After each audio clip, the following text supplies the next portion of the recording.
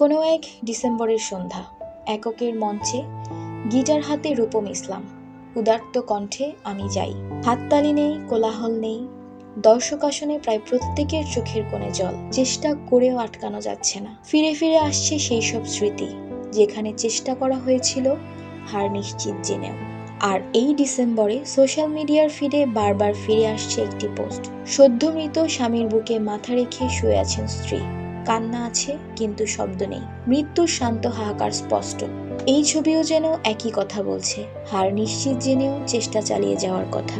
অসুস্থ স্বামীকে আগলে রাখার চেষ্টায় বছরের পর বছর কাটিয়েছেন সৃজানা, আর তাদের জীবনের সেই অধ্যায়ের সাক্ষী থেকেছে নেট দুনিয়া। আজকালকার যুগে প্রেম ভালোবাসার স্থায়িত্ব খুবই ক্ষণস্থায়ী। কাজের এত ব্যস্ততার মাঝে প্রেম ভালোবাসা নিয়ে ভাবতে কতজনই বা চায়, কিন্তু এই যুগেও যে সত্যিকারের ভালোবাসা নেই তা বলা ভুল। আর সেই ভুল ধারণাকেই প্রমাণ করলো বিবেক এবং তার স্ত্রী সৃজানার প্রেম কাহিনী।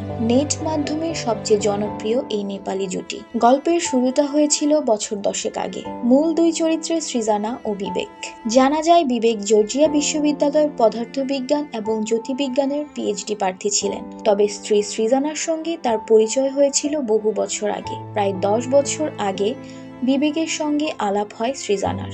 যেহেতু দুজন একই স্কুলে পড়তেন আর বিবেক ছিলেন উঁচু ক্লাসে, আর সেখান থেকেই প্রথমে বন্ধুত্ব এবং তারপরে প্রেম।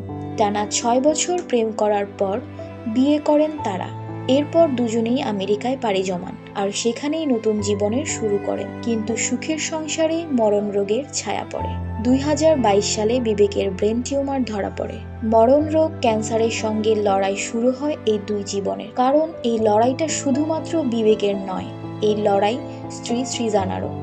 প্রাণপণে স্বামীর সেবা শুরু করেন সৃজানা, যেন পুরাণ কাহিনীর সেই বেহুলা। কেমো চলাকালীন বিবেকের শারীরিক গঠন যখন ভাঙতে থাকে, তখন সৃজানাও তার স্বামীর দুঃখ ভাগ করে নেওয়ার জন্য নিজের চুল কেটে ফেলে। নেট দুনিয়ায় তাদের এই নিঃস্বার্থ ভালোবাসা মনে ধরেছিল সকলের।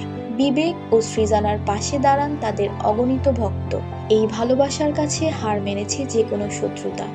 তাই তো ভারত, নেপাল, পাকিস্তান, বাংলাদেশ সহ বহু দেশের মানুষ তাদের জন্য প্রার্থনা শুরু করেন।